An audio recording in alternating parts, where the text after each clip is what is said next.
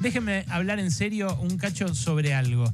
En esta sesión de la que acaba de hablar Fer, además de discutirse la ley de alquileres, habló Miriam Bregman respecto de los cientos de amenazas que recibió en su celular por su posición respecto del conflicto en Medio Oriente. Lo que pasó en Medio Oriente, ustedes saben, ayer lo analizamos en detalle, anteayer también. De hecho, el lunes yo conté acá cómo me cruza a mí y a mi familia, cómo nos cruza personalmente. Pero, por supuesto, cada quien tiene derecho a opinar respecto de esto en función de lo que realmente cree. Por supuesto, sin herir a nadie, sin ejercer el odio sobre ningún colectivo y también respetando el dolor de las víctimas.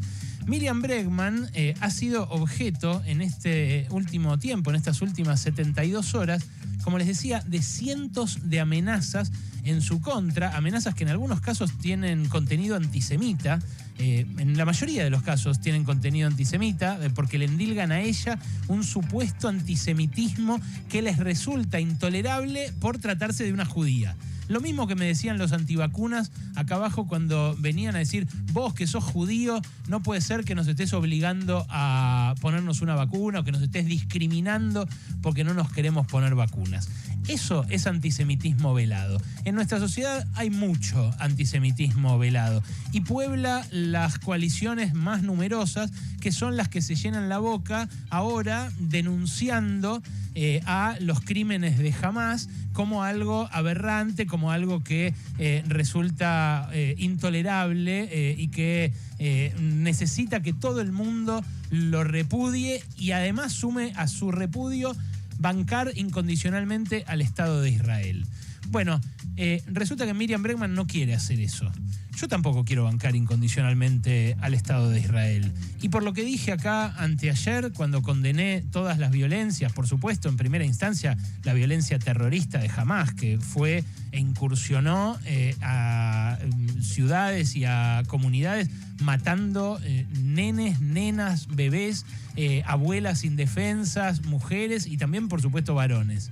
Ahora, condenar la violencia que ejerce cotidianamente el Estado de Israel sobre Palestina es algo que a muchos ahora les resulta vedado, por lo menos para los que somos judíos. Y eso es lo que le pasa a Bregman con la cantidad de amenazas de muerte que está recibiendo. Ayer lo dijo en el Congreso y lo dijo de una manera muy sentida. Yo iba a poner un fragmentito, pero ¿saben qué? Voy a compartir con ustedes los 4 minutos que Miriam Bregman utilizó en el Congreso para hablar de este tema, porque me parece que no habla solamente de los judíos, habla de una circunstancia muy jodida que atraviesa nuestro país, donde hace un año, poquitito más de un año, intentaron asesinar a la vicepresidenta de la Nación. Lo digo porque esas amenazas de muerte que está recibiendo Miriam Bregman en cualquier momento pueden pasar al acto. Escuchá, porque encima son amenazas que se fundan en fake news que distribuyen algunos medios de comunicación muy conocidos. A Bregman, por ejemplo, la acusan infundadamente de haberse negado a hacer un minuto de silencio el domingo en el debate presidencial por las víctimas del ataque de Hamás. Algo que es absolutamente falso, que no hizo, no se negó, es mentira. Y a Bregman ya la habían acusado antes de no cantar el himno. Algo que todo el tiempo nos dijeron a las personas de origen judío en todos los países donde habitamos, porque muchos creen que el que es judío no es argentino, por ejemplo, ¿no? Entonces dicen los judíos, los argentinos, los judíos argentinos, se empiezan a mezclar, todos antisemitas. Escuchá lo que dijo Bregman, porque me parece que vale la pena de escucharse. Quiero presentar una cuestión de privilegio contra la diputada Victoria Villarruel por acusaciones que en el día de ayer nos hizo en un programa de televisión, siempre al servicio de la impunidad, de los genocidas, que evidentemente es lo único que le importa en el mundo, pase lo que pase. Todo la llevaba a decir que nosotros no podemos hablar de los derechos humanos, que ella sí y nosotros no. Ella o ellos o las listas de la Libertad Avanza, que están llenas de personajes con relaciones con los cara pintadas antisemitas, con relaciones con gente que reivindica el nazismo, con algunos que hablan de la efectividad de la Gestapo, a ella nos quería impugnar la palabra a nosotros. En cambio, yo recuerdo cuando los juicios a los genocidas, ella estaba anotadita en el cuaderno de Checolás, ella tenía relación con los genocidas, esos mismos que me gritaban judía de mierda cuando hablaba. Es la misma gente, son las mismas personas. ¿Y de qué lado estaba yo? Yo estaba con las víctimas, muchas de ellas judías, que siempre tenían una carga extra de tortura, como cuentan todos los sobrevivientes, por tener ese origen. ¿Por qué no traen acá a Carlos Seidman, de la Asociación de Exdetenidos Desaparecidos de La Plata, que les cuente eso? Que les relate qué pasó cuando fue secuestrado con su padre y con su hermano. ¿Saben qué les preguntaban en la tortura? Si era verdad que los judíos se querían quedar con la Patagonia. Entonces, las lágrimas de cocodrilo de Villarruel solo son funcionales siempre a lo mismo, que es buscar la impunidad de los genocidas.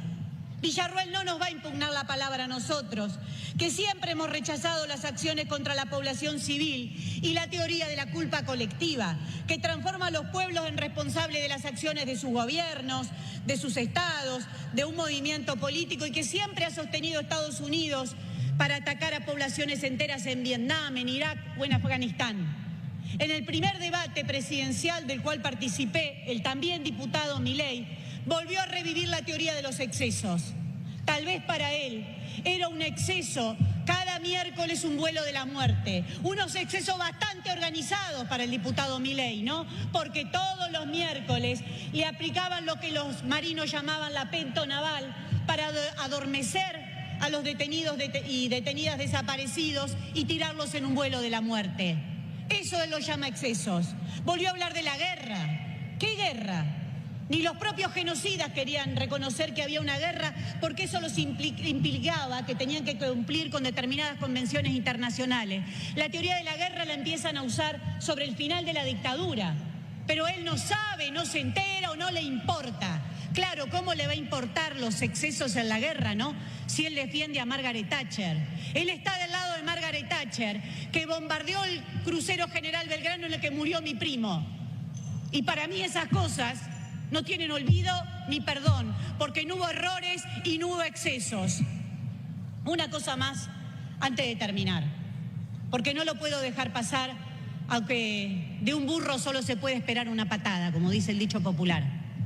Patricia Bullrich ha demostrado una bajeza pocas veces vista. Por eso hoy vimos que toda su bancada vino a atacar a la izquierda, porque están encubriendo a esa señora que largó una verdadera fake news en nuestra contra, diciendo que nos negamos a un minuto de silencio por las víctimas de Israel. Eso es mentira.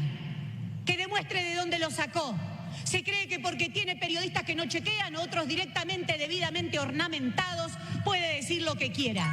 A nosotros no nos va a callar, sus mentiras no nos van a parar, mucho menos ella, que tiene a Fargosi, quien me acusaba de militante judía en la izquierda en sus listas, un verdadero antisemita. ¿Me va a venir a hablar a mí? ¿Me va a decir lo que tengo que decir?